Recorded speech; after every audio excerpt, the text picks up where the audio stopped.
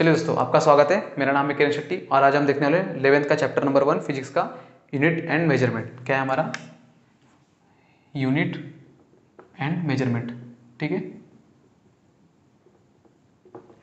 चलिए टॉपिक का नाम ही हमारा क्या है, चैप्टर का नाम ही हमारा यूनिट और मेजरमेंट है, तो इसी से बात करेंगे। यूनिट होता क्या और मेजरमेंट होता क्या। देखो एग्जाम्पल के तौर पर मार्कर देख लो। मैंने अगर आपसे कहा कि मुझे बताओ इसका लेंथ यहाँ से लेकर यहाँ तक का लेंथ कितना होगा, तो देखो आप कहीं ना कहीं बताओगे कि अबाउट 15 सेंटीमीटर समथिंग या 10 सेंटीमीटर। तो जो प्रोसेस आपने इस पर अप्लाई किया इसको मेजर करने का, नथिंग बट हो गया हमारे यहाँ पर मेजरमेंट। क्या है हमारे यहाँ पर मेजरमेंट। अब यहाँ पे आपने इसका लेंथ बताया आपने 15 सेंटीमीटर या तो 10 सेंटीमीटर, मान लेते 15 सेंटीमीटर। ठीक है, कितना? 15 सेंटीमीटर। जरा देखना 15 तो यहाँ पर एक नंबर हो गया, जरा देखना सेंटीमीटर। सेंटीमीटर हमारा क्या है, नथिंग बट क्या है हमारे यहाँ पर यूनिट। क्या है हमारे यहाँ पर यूनिट। ठीक है, ये जो यूनिट है हमारा, ये हमारे डेली लाइफ में और हमारे फिजिक्स में बहुत बड़ा रोल प्ले करता है। कैसे? एग्जाम्पल के तौर पे एक कंडीशन ले लेते हैं। देखो कैसे, मान लेते हैं अगर मैंने आपसे कहा कि जाओ मार्केट से 10 kg राइस खरीद कर आओ, तो जरा देखना 10 kg राइस। ठीक है, 10 kg राइस। देखो अगर आप मार्केट जाते हो 10 kg राइस खरीदने जाते हो, तो देखो उसकी जो क्वांटिटी होगी वो समथिंग इतनी तो होगी आपकी, इतनी तो होगी क्वांटिटी। ठीक है, 10 kg राइस की क्वांटिटी आपकी इतनी तो होगी। ठीक है, सेकंड कंडीशन में मैं आपसे क्या कहता हूँ कि इस बार मार्केट में जाओ 10 ही खरीद कर लाओ, लेकिन जो खरीद के लाओ वो इस बार ग्राम खरीद के लाओ। क्या लिखा हो? ग्राम। 10 ग्राम राइस खरीद के लाओ। ठीक है, तो जरा देखना सेकंड कंडीशन में, सेकंड जो कंडीशन था उस कंडीशन में आपने 10 ग्राम राइस खरीद कर लाया। देखो राइस की क्वांटिटी कितनी होगी, देखो इतनी होगी। फर्स्ट कंडीशन की राइस की क्वांटिटी देखो इतनी थी और अब कितनी हो चुकी? इतनी हो चुकी। यहाँ पर थोड़ा नोटिस, यहाँ पर थोड़ा देखना, नोट करना। यहाँ पर नंबर आपका बिल्कुल भी चेंज नहीं हुआ है, चेंज किया हुआ है आपका यहाँ पर यूनिट। क्या चेंज हुआ है यहाँ पर? यूनिट। यूनिट ने आपका काम खराब कर दिया। कैसे? नंबर से कोई इफेक्ट नहीं हुआ, इफेक्ट क्या हुआ उस यूनिट से।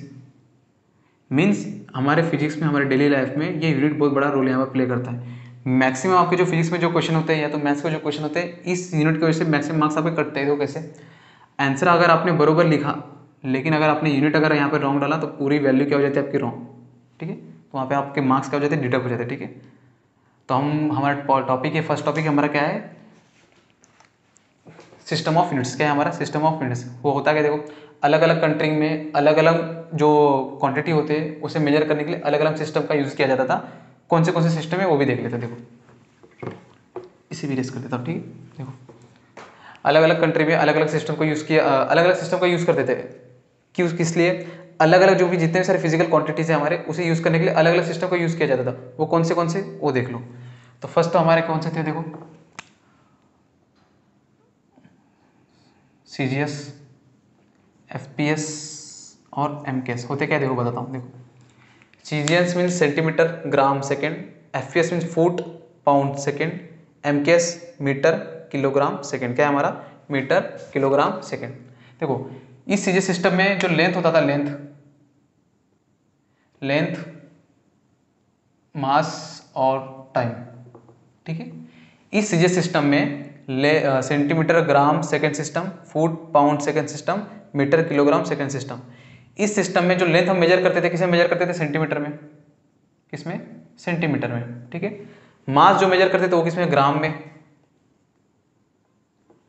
टाइम जो मेजर करते थे किसमें मेजर करते थे? सेकंड में। ठीक है, किसमें? सेकंड में। FPS सिस्टम में देखो, FPS सिस्टम में हमारा जो लेंथ मेजर करते थे वो फुट में, मास जो मेजर करते थे वो पाउंड में, टाइम जो मेजर करते थे किसमें? सेकंड में। ठीक है, सेकंड में। MK सिस्टम में जो लेंथ हम मेजर करते थे वो किसमें? मीटर में। ठीक है, मास जो मेजर करते थे वो किलोग्राम में। ठीक है, टाइम जो हम मेजर करते थे वो सेकंड में। किसमें? सेकंड में। देखो तो प्रॉब्लम क्या हुआ? देखो टाइम का तो कोई इशू नहीं था, second second second.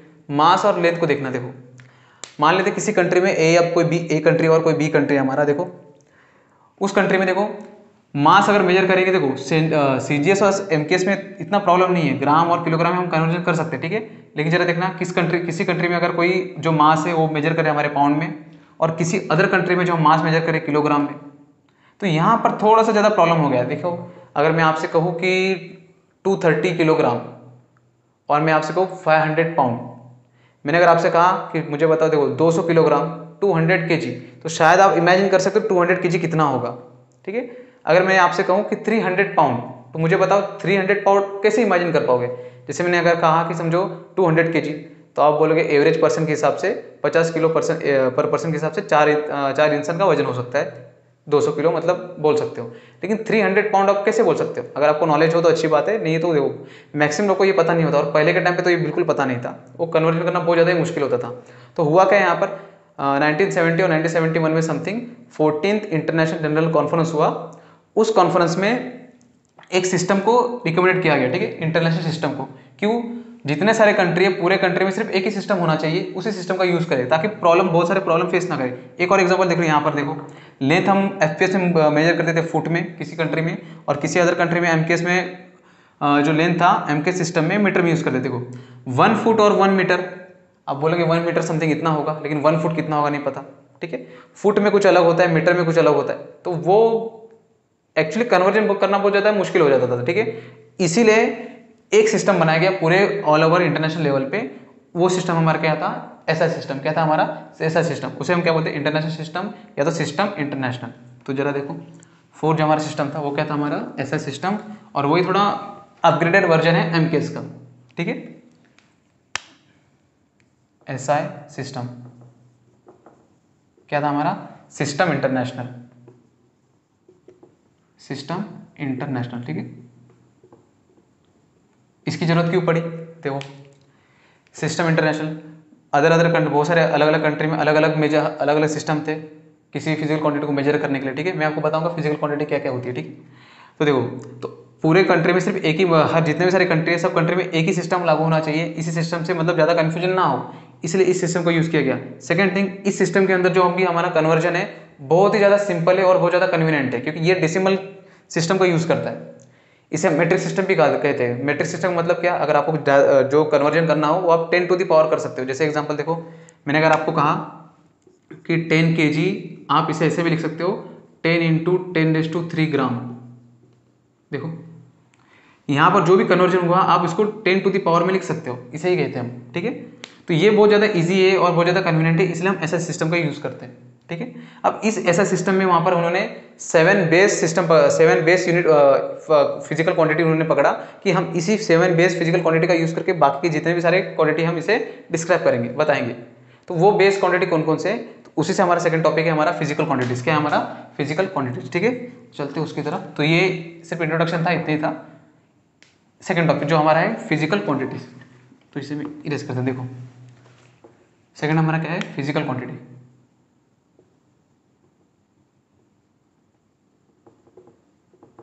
Physical quantities, ठीक है।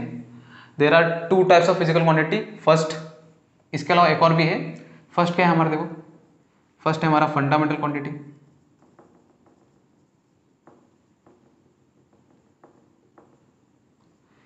सेकंड जो हमारा है डिराइव क्वांटिटी, ठीक है। डिराइव क्वांटिटी जरा देखना ये होता क्या है। इसे देखने से पहले देखते यही होता क्या है, ठीक है। फिजिकल में जो हमें दिखता है, अपेयर होता है, जो महसूस होता है वो। क्वांटिटीज मतलब देखना, क्वांटिटीज के लिए हम एग्जांपल लेते हैं, सन का ले लेते हैं। देखो मैं अगर आपसे पूछूं कि जो सन है हमारा, मैं बता रहा हूँ आपका फिजिकल क्वांटिटी एक्चुअली में होता है। देखो मैं अगर आपसे पूछूं, मुझे बताओ, देखो सन के एग्जांपल से पता चल जाएगा। देखो सन से जो लाइट हमारे पास आ रही है, सन से जो हमारे पास जो लाइट आ रही है, उस लाइट का स्पीड कितना है, उस लाइट का जो स्पीड, वो लाइट जो हमारे पास आ रही है उस लाइट की स्पीड कितनी है, उस स्पीड हमारा क्या होगा? फिजिकल क्वांटिटी, ठीक है। या तो जो लाइट यहाँ पर आ रही है उसको कितना इंटेंस है, कितना चमक है उसका, ठीक है। तो इंटेंसिटी क्या हो गया? उसकी फिजिकल क्वांटिटी होगी, ठीक है। सेकेंड, वो जो हमारा जो सन है हमारे अर्थ से या तो हमारे से कितना दूरी पर है, लेंथ, तो डिस्टेंस क्या हो गया हमारा? लेंथ क्या हो गया हमारा? फिजिकल क्वांटिटी हो गया, ठीक है। या तो वो जो सन है वो उसका एज कितना है, कितने साल पुराना है, टाइम हमारा फिजिकल क्वांटिटी हो गया, ठीक है। तो ये सब सारे हमारे क्या हो गए? Physical quantities. ये सब क्या हो जाएगा हमारे? Physical quantities. तो वो there are 2 types of physical quantity. First है हमारा फंडामेंटल क्वांटिटी, सेकंड है हमारा डिराइव क्वांटिटी, ठीक है। फंडामेंटल क्वांटिटी किसे कहेंगे और डिराइव क्वांटिटी किसे कहेंगे? देखो यहाँ पर मैं आपको सिर्फ वन साइड बताऊंगा तो आपको समझेगा नहीं। जैसे मैंने आपको यहाँ पर डिराइव क्वांटिटी एक्सप्लेन कर दिया, आपको समझेगा कि एक्चुअल में फंडामेंटल क्वांटिटी होते क्या है। तो देखो पहले यही देख लो फंडामेंटल क्वांटिटी क्या होता है। देखो फिर डेफिनेशन क्या है, देखो a physical quantity, ठीक है। a physical quantity do not depend any other physical quantity, a physical quantity देखना, ध्यान देना, ठीक है। अ physical quantity do not depend any other physical quantity for their measurement. एक ऐसी फिजिकल क्वांटिटी जिसे मेजर करने के लिए किसी और फिजिकल क्वांटिटी की जरूरत ना पड़े, ऐसी फिजिकल क्वांटिटी को हम क्या कहेंगे? Fundamental quantity. क्या कहेंगे हम? Fundamental quantity. जरा देखना, अ physical quantity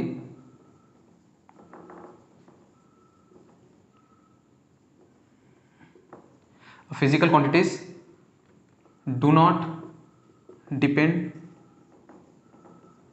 on any other physical quantities for their measurement, ठीक है, फॉर देयर मेजरमेंट। एक ऐसी फिजिकल क्वांटिटी जिसे हमें मेजर करने के लिए किसी और फिजिकल क्वांटिटी की जरूरत ना पड़े, उसे हम क्या कहते हैं? Fundamental quantity. उसे हम क्या कहते हैं? फंडामेंटल क्वांटिटी, ठीक है। इसी का अपोजिट, एक ऐसी फिजिकल क्वांटिटी जिसे हम मेजर करने के लिए वो किसी और पे डिपेंडेंट होती है या तो और किसी और फिजिकल क्वांटिटी की जरूरत पड़ती है, उसे हम क्या कहेंगे? Derive quantity. सिंपल किस पे डिपेंड होती है? टोटली फंडामेंटल क्वांटिटी पे। इसे हम क्या कहेंगे? डिराइव क्वांटिटी के। A physical quantity totally dependent on fundamental quantity और some other quantities are called derive quantity, ठीक है। अब जरा देखना, फंडामेंटल क्वांटिटी क्या है?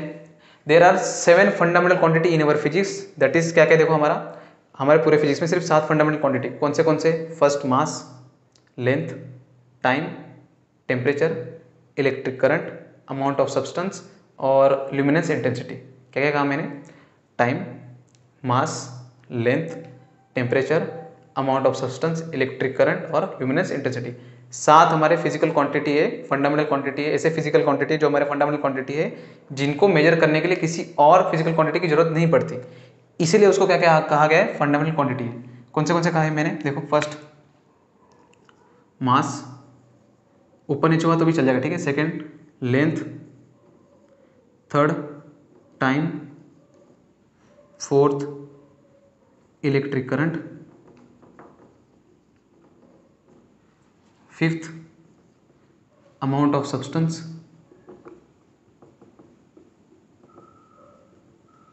सिक्स्थ टेम्परेचर,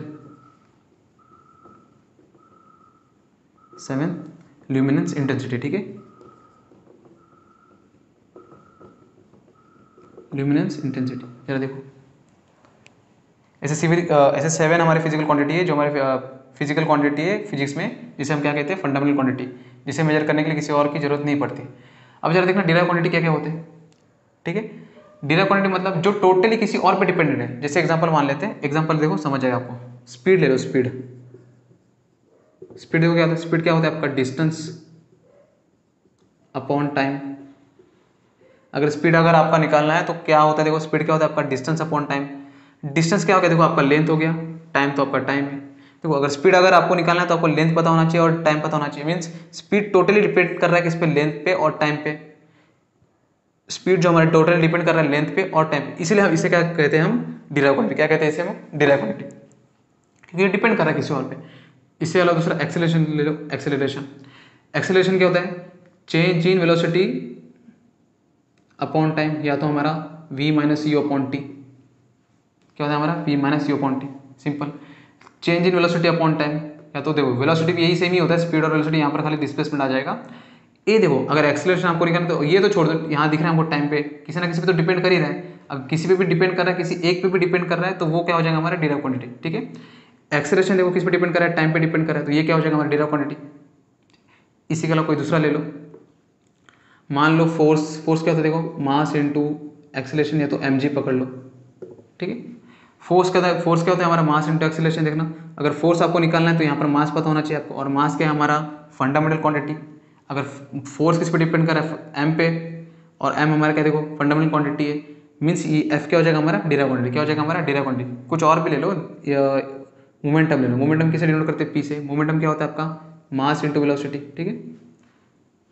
अब जरा देखना, मास और यहाँ तो वेलोसिटी आ गई, तो वेलोसिटी ऑब्वियसली अपने आप में डिराइव क्वांटिटी है, ठीक है। देखो, मोमेंटम के लिए, मोमेंटम अगर आपको निकालना है तो मास पता होना चाहिए, वेलोसिटी पता होना चाहिए। देखो, मास तो हमारा फंडामेंटल क्वांटिटी है और मोमेंटम किस पे डिपेंड कर रहा है? फंडामेंटल क्वांटिटी पे, इसलिए मोमेंटम हमारा क्या है? डिराइव क्वांटिटी, ठीक है। इनको छोड़ के बाकी जितने भी सारे हैं हमारे डिराइव क्वांटिटी। एग्जांपल क्या है? फोर्स हो गया हमारा, वर्क हो गया, वर्क हो गया, फोर्स हो गया, तो पावर हो गया, मोमेंटम हो गया, एक्सेलरेशन हो गया, स्पीड हो गया, वेलोसिटी हो गया, ये जितने भी सारे हमारे क्या है पूरे के पूरे क्या है हमारे डिराइव क्वांटिटी, क्या है हमारे यहाँ पर डिराइव, क्योंकि वो टोटल किसी और के ऊपर डिपेंड रहते हैं। ठीक है, तो आई होप सब आपको समझ चुका होगा कि फंडामेंटल क्वांटिटी किसे कहते हैं, डिराइव क्वांटिटी किसे कहते हैं। लेंथ को मेजर करने के लिए किसी और फिजिकल क्वांटिटी की जरूरत नहीं पड़ती, वो डायरेक्ट हम मेजर करते हैं, इसीलिए उसे क्या क्या कहा गया हम फंडामेंटल क्वांटिटी। ठीक है, चलो अभी देखते हैं जितने भी सारे फंडामेंटल क्वांटिटी है उसके सिंबल के, उसके यूनिट के। ठीक है, अब जरा देखना, ये जितने भी हमारे जो हमारे फिजिकल क्वांटिटी है, हमारे फंडामेंटल क्वांटिटी है, इसे जो मेजर करने के लिए हम जो यूनिट का इस्तेमाल करेंगे उस यूनिट का हम क्या कहेंगे, फंडामेंटल यूनिट्स। तो यूनिट विच आर ऐसा नहीं बोलेंगे, ऐसा बोल लो, एक ऐसे यूनिट जिसे जिसका इस्तेमाल इस जितने भी सारे हमारे फंडामेंटल क्वांटिटी है इनके मेजर करने के लिए होते हो, उन्हें हम क्या कहेंगे, फंडामेंटल यूनिट्स। उसे हम क्या कहेंगे, फंडामेंटल यूनिट्स। वो कौन से, उसके सिंबल क्या क्या है, उसके नाम क्या क्या है, वो अब यहाँ पे देख लेंगे। देखो, ठीक है, तो इसे हम इरेज करते हैं। 7 अपने ध्यान में रखना है, इसका डेफिनेशन, और ये आपको पूछते हैं। ठीक है, तो देखो, तो यहाँ पर पहले हम लिख देते फंडामेंटल क्वांटिटीज, क्या थे हमारे,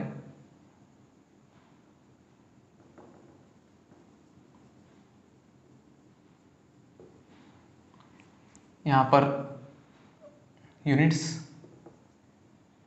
सिंबल। ठीक है, देखो कौन से थे, फर्स्ट थे हमारे mass, length, time, temperature, electric current. ठीक है, electric current, amount of substance. ठीक है, अमाउंट ऑफ सब्सटेंस, टेम्परेचर तो हो चुका है, 1 2 3 4 5 6, ल्यूमिनेंस, इंटेंसिटी। ठीक है,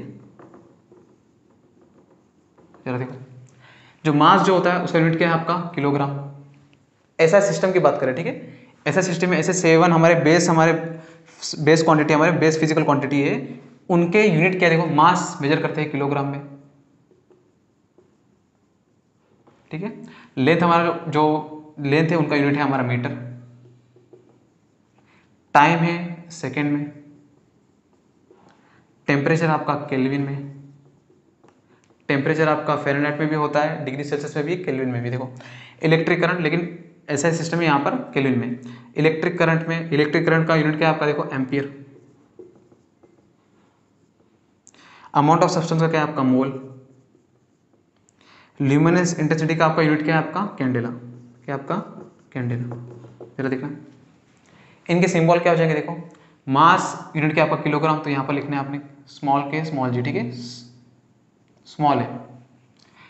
लेंथ आपका मीटर में तो स्मॉल है, टाइम आपका सेकेंड में स्मॉल एस, टेम्परेचर आपका केल्विन में तो कैपिटल के है आपका। ठीक है ना, कैपिटल के, इनका सिंबल क्या है, कैपिटल के। इलेक्ट्रिक करंट एम्पियर है तो ए, कैपिटल ए लिखना है, स्मॉल ए नहीं, कैपिटल ए। ठीक है, अमाउंट ऑफ सब्सटेंस मोल, तो नॉर्मली मोल लिखना है। ल्यूमिनेंस इंटेंसिटी कैंडेला, तो लिखना है आपने स्मॉल सी स्मॉल डी। ठीक है, देखो 7 हमारे फिजिकल क्वांटिटीज है, उसके यूनिट्स हो गए, और उससे क्या हो गया यहाँ पर सिंबल। ठीक है, ये आपने ध्यान में रखना है क्योंकि ये आपको पूछते हैं। ठीक है, कौन से mass, length, time, temperature, electric current, amount of substance, luminance intensity, इसे मेजर करने के लिए हमें किसी और फिजिकल क्वांटिटी की जरूरत नहीं पड़ती, इसीलिए इसे कहा गया फंडामेंटल क्वांटिटी। ठीक है, एक ऐसे जितने भी सारे हमारे फंडामेंटल क्वांटिटीज है, इसे मेजर करने के लिए जिस यूनिट का इस्तेमाल होता है उसे हम क्या कहते हैं, फंडामेंटल यूनिट्स। तो हमारे फंडामेंटल यूनिट्स कौन से हो जाएंगे, kilogram, metre, second, kelvin, ampere, mole और कैंडेला। क्या हो जाएंगे, kilogram, metre, second, kelvin, ampere, mole और कैंडेला, ये रहे उसके सिंबल। ठीक है, चलिए नेक्स्ट जो हमारा टॉपिक है, इसी के अलावा इसके जो हमारा थर्ड है, जिसे हम क्या कहते हैं, सप्लीमेंट्री यूनिट्स। ठीक है, एक और क्वांटिटी है। ठीक है, वो किससे रिलेटेड है, वो रिलेटेड है हमारे एंगल से। ठीक है, उसे हम क्या कहते हैं, सप्लीमेंट्री यूनिट्स। वो भी देख लो, देखो क्या होता है। फंडामेंटल क्वांटिटी के अलावा और ऐसे 2 क्वांटिटी और है जिसे हम क्या कहते हैं, सप्लीमेंट्री यूनिट्स। क्या है हमारे, देखो सप्लीमेंट्री यूनिट्स ये होते क्या, देख लो पहले। सप्लीमेंट्री यूनिट्स ये रिलेटेड है टोटली एंगल से। अब एंगल भी देखना, एंगल भी 2 टाइप के, एक तो 2D में बनेंगे, एक तो 3D में बनेंगे। तो इसके भी कितने टाइप है, 2 टाइप है। ठीक है, कितने टाइप है इसके, 2। तो जो एंगल बनेगा 2D में उसे हम क्या कहेंगे, और जो एंगल बनेगा 3D में उसे हम क्या कहेंगे, ठीक है। देखो एंगल अगर 2D में आपका बन रहा है तो उसे हम कहेंगे प्लेन एंगल, क्या कहेंगे हम, प्लेन एंगल। सिर्फ एंगल कहा तो भी चलेगा, ठीक है। अगर एंगल आपका बना 3D में तो उसे हम क्या कहेंगे, सॉलिड एंगल, क्या कहेंगे हम उसे, सॉलिड एंगल, क्या कहेंगे उसे हम, सॉलिड एंगल। जरा देखना, जो प्लेन एंगल होता है उसे डिनोट करेंगे डी थीटा से, और जो सॉलिड एंगल होता है उसे डिनोट करेंगे हमें डी ओमेगा से, ठीक है। ये ओम नहीं है, ओमेगा, ठीक है। जरा देखना, डी क्यों लिखा, डी क्यों लिखा, डी मीन्स स्मॉल, छोटा सा, आप थीटा भी लिख सकते हो, ओमेगा भी लिख सकते हो, ठीक है। D means small. अब देखो जो ये प्लेन एंगल है डी थीटा से डिनोट करेंगे, और ये 2D स्ट्रक्चर है और ये हमारा क्या है 3D स्ट्रक्चर, ठीक है। अब बात करते हैं इस प्लेन एंगल की, उसके बाद सॉलिड एंगल देखेंगे। देखो फर्स्ट हम देखेंगे प्लेन एंगल, उसके बाद देखेंगे सॉलिड एंगल। तो प्लेन एंगल की बात करते हैं first, plane angle 2D structure में देखना जरा, मान लेते हैं हमारा ये सर्कल है, ठीक है, ये हमारी लाइन हो गई रेडियस, ये भी रेडियस। देखो ये एंगल बना हमारा डी थीटा, इतना पार्ट कट करके मैं बाहर निकालता हूँ, ठीक है ना, ये जो पार्ट है कट करके मैं बाहर निकालता हूँ सर्कल से। सर्कल हमारा 2D स्ट्रक्चर होता है, ठीक है, सर्कल हमारा क्या होता है 2D स्ट्रक्चर। तो मैंने क्या किया, सर्कल का इतना पार्ट कट करके बाहर निकाला, तो ये एंगल जो बना हमारा डी थीटा, मैंने डायरेक्ट नहीं बनाया, ठीक है, ताकि आपको समझना इसीलिए, तो मैंने अच्छे से बना के दिखाया। देखो तो यहाँ से लेके यहाँ तक हो जाएगा रेडियस, ये भी हो गया आपका रेडियस। देखो ये लेंथ, ये तो सर्कल का थोड़ा सा पार्ट है, इसे हम क्या कहते हैं, आर्क लेंथ, क्या कहते हैं इसे हम, आर्क लेंथ। डिनोट करते हैं एस से, डी एस लिखा, D means small, D means small, D means मतलब छोटा सा लेंथ। अब जरा देखना डी थीटा कितना होगा, तो डी थीटा आपका कितना होगा, ये होता है आपका आर्क लेंथ अपॉन रेडियस, क्या होता है आपका, arc length upon radius, means D S upon R, क्या हो जाएगा आपका, डी एस अपॉन आर। ये जो डी थीटा कितना होगा, आर्क लेंथ अपॉन रेडियस। ये कहाँ से आता है, ये भी एक्सप्लेन कर दूंगा कि ये फॉर्मूला कहाँ से है, ठीक है। चलो अब इसका यूनिट क्या होगा, जो डी थीटा है इसका यूनिट क्या होगा, देखो इसका यूनिट होगा, क्या होगा, रेडियन, क्या होगा इसका यूनिट, रेडियन। इसका जो यूनिट होगा वो क्या होगा, रेडियन। ऐसा में क्या होगा इसका, रेडियन, ठीक है। सिंबल क्या होगा, देखो सिंबल आपका क्या होगा, आर ए डी, क्या होगा आपका, आर ए डी। तो प्लेन एंगल 2D डिनोट करते हैं डी थीटा से, यूनिट होगा आपका रेडियन, सिंबल होगा उसका आर ए डी, होता क्या आपका, arc length upon radius, D S upon R. D इसीलिए ताकि वो बहुत छोटा वैल्यू इसीलिए, ठीक है। कहाँ से आता है ये भी एक्सप्लेन कर दूंगा, ठीक है। अब जरा देखना 2D किसे कहेंगे और 3D किसे कहेंगे। देखो तो प्लेन एंगल तो हो चुका आपका, अब 3D में देख लो। 3D में बताने से पहले पहले ये देख लें कि 2D और 3D में फ़र्क क्या है। देखो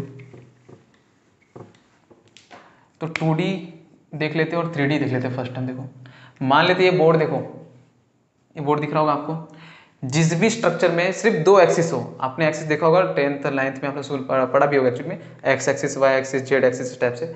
जिस भी स्ट्रक्चर में सिर्फ 2 एक्सिस हो, एक्स और वाई एक्सिस, सिर्फ देखो एक ही एक्सिस हो, ओनली 1 एक्सिस, उसे हम कहेंगे 1D स्ट्रक्चर, 1 डायमेंशन ओनली। अगर एक्स एक्सिस है तो 1 डायमेंशन, एक्स एक्सिस भी है और वाई एक्सिस भी है तो 2 डायमेंशन, एक्स भी है, वाई भी है और जेड भी है तो उसे क्या कहेंगे हम, 3 डायमेंशन। मीन्स जिस भी स्ट्रक्चर में आपका सिर्फ 2 एक्स और वाई होगा उसे हम कहेंगे 2D, और जिस आपका स्ट्रक्चर में एक्स वाई जेड भी होगा उसे हम क्या कहेंगे, 3D। अब देखो स्ट्रक्चर में हमें कैसे पता चलेगा कि एक्स कहाँ है, वाई कहाँ है, जेड कहाँ है। सिंपल, देखो जो हमारा जो 2D स्ट्रक्चर होता है, देखो ये हमारा, देखो ये बोर्ड, आपको कैसे पता चलेगा ये 2D है क्या 3D है। देखो ये हो जाएगा हमारा एक्स, ये हो जाएगा हमारा एक्स, और ये हो जाएगा हमारा वाई, ठीक है। ये हो जाएगा हमारा एक्स और ये हो जाएगा हमारा वाई, ठीक है। सिंपल याद रखना है 2D स्ट्रक्चर में। देखो 2D स्ट्रक्चर के कैसे पहचाना, देखो कोई भी अगर आपका स्ट्रक्चर का 2D हुआ तो आप उसके अंदर कुछ नहीं रख सकते हो, आप उसके ऊपर रख सकते हो। एग्जांपल के तौर पे देखो ये हमारा बोर्ड 2D है, आप ये जो ये मार्कर है, ये मार्कर इसके ऊपर रख सकते हो, इसके अंदर नहीं रख सकते। लेकिन 3D में ऐसा नहीं है, 3D में उसके आप अंदर भी रख सकते हो। एग्जांपल जैसे मान लेते, देखो बॉटल ले लो आप, बॉटल के अंदर आप देखो वाटर फिल कर सकते हो, ठीक है, तो वो 3D हो गया आपका। यहीं पर देख ले 2D में मान लेते हैं हमने एक ये ड्रॉ किया है मैंने एक स्ट्रक्चर, देखो ये आपको पता है ये क्या है, आपका ट्रायंगल है। यहाँ पर जो एंगल बनेगा आपका, ये जो बनेगा आपका क्या होगा, आपका डी थीटा होगा, क्या होगा आपका डी थीटा। अब जरा देखना ये जो एंगल बना है और ये जो हमारा ट्रायंगल है, तो ये एंगल है उनका, ठीक है। तो ये जो हमारा ट्रायंगल ये बना किसमें, 2D में, क्या बना 2D में। इसे मुझे अगर 3D में ड्रॉ करना हो तो देखो यही ट्रायंगल अगर मुझे 3D में ड्रॉ करना है तो कहीं ना कहीं ऐसा बनेगा, आपको पता ही होगा शायद। ये देखो बर्थडे में ये शायद बहुत यूज होता है, कैप टाइप में। अगर इस ट्रायंगल को मैंने कट करके बाहर निकाला तो इसके अंदर हम कुछ रख नहीं सकते, लेकिन जरा देखो ये जो हमारा बना है कौन, ये 3D में आपने पॉपकॉर्न खाया होगा शायद से, देखो इसके अंदर आप पॉपकॉर्न रख सकते हो, इसके अंदर हम मार्कर भी रख सकते हैं। मीन देखो 3D स्ट्रक्चर में आप उसके अंदर रख सकते हो सामान, इसलिए उसे क्या कहा गया, 3D स्ट्रक्चर। जो एंगल बनेगा आपका 3D एंगल बनेगा, ठीक है, यहाँ पर डी ओमेगा, ठीक है। तो ये हो गया आपका 2D, ये हो गया आपका 3D। तो 2D तो आपको समझ चुका है, प्लेन एंगल। 3D की बात करेंगे, देखो इसे इरेज करता हूँ। 3D, तो 3D का जो हमारा था क्या था, हमारा सॉलिड एंगल 3D। देखो कैसे होगा, देखो एग्जांपल के तौर पे देखो इसे हम ले लेते, मान लेते ये आपका कुछ इस टाइप से एंगल बना हुआ है, देखो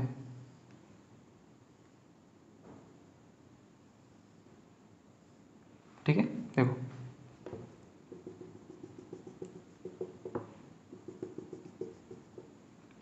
ये जो आपका है एरिया है कुछ है ऐसा, मान लो कि मैंने क्या किया, देखो वाटरमेलन है, वाटरमेलन का उसके जो कुछ उसके ऊपर का जो भी जितना भी पार्ट है वो पार्ट कट करके मैंने बाहर निकाला, तो ये हो गया बाहर, कट करके बाहर निकाला, देखो यहाँ पर, ठीक है। वाटरमेलन का कुछ पार्ट कट करके बाहर निकाला, तो देखो ये जो अंदर जो यहाँ पर एंगल बनेगा तो नथिंग बट क्या है हमारा डी ओमेगा, क्या है हमारे यहाँ पर डी ओमेगा। ये तो हो गया रेडियस, ये भी हो गया रेडियस, ये रेडियस रेडियस, ये इस देखो 2D में जो स्ट्रक्चर बनता है उसे हम कहते हैं सर्कल, उसे ही हमें अगर 3D बनाना हो तो वो सर्कल नहीं होगा, वो उसे हम क्या कहेंगे, स्फीयर। फुटबॉल देखो, फुटबॉल हमारा नथिंग बट क्या हमारा स्फीयर होता है।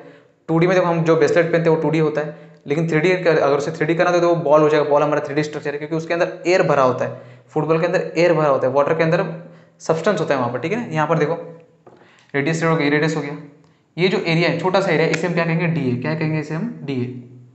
तो जरा देखना डी ओमेगा कितना होगा, तो ये डी ओमेगा आपका कितना होगा, देखो वहां पर हमने क्या लिया था, आर्क लेंथ अपॉन रेडियस, यहाँ पर लेंगे डी ए अपॉन आर, तो ये क्या हो जाएगा, आप देखो डी ए अपॉन आर का स्क्वायर, क्या हो जाएगा, आर का स्क्वायर। ये जो डी ओमेगा वो कितना होगा, इस एरिया अपॉन आर स्क्वायर के इक्वल होगा, क्या होगा, आर स्क्वायर के इक्वल। ये भी कहाँ से था, ये भी आपको मैं एक्सप्लेन कर दूंगा, ठीक है ना।